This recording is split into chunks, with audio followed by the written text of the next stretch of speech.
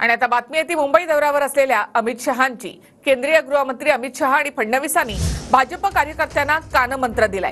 महाराष्ट्राची निवडणूक देशाच्या राजकारणाची दिशा बदलेल। 2024 महायुतीचं सरकार येईल, काळ्या दगडावरची पांढरी रेघ असल्याचं शहा म्हणाले।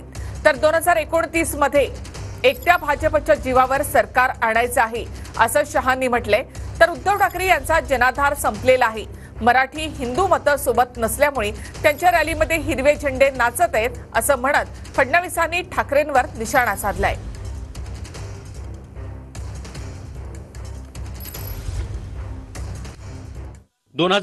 ला महायुतीचं सरकार येईल, ही काळ्या दगडावरची पांढरी रेघ।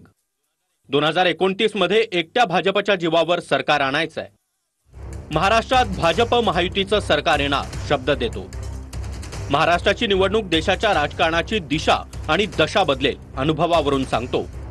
निराशेला गाडून कामाला लागा। राहुल गांधींनी किती निवडणुका जिंकल्या? लोकसभा निवडणुकीतील 6 लोकसभा अशा आहेत जिथं 6 विधानसभांपैकी 5 ठिकाणी आपल्याला बहुमत होतं।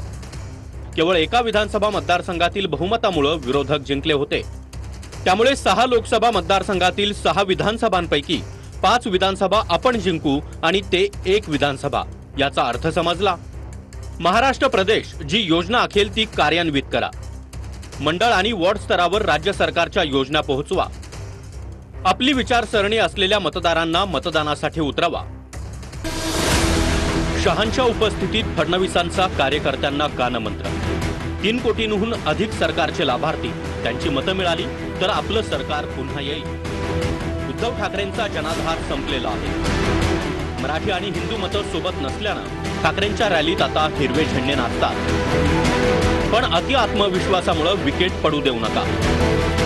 अति विश्वास ठेवू नका, गाफील राहू नका। सरकारनं केलेल्या कामांमुळे लोक आपल्या सोबत आहेत।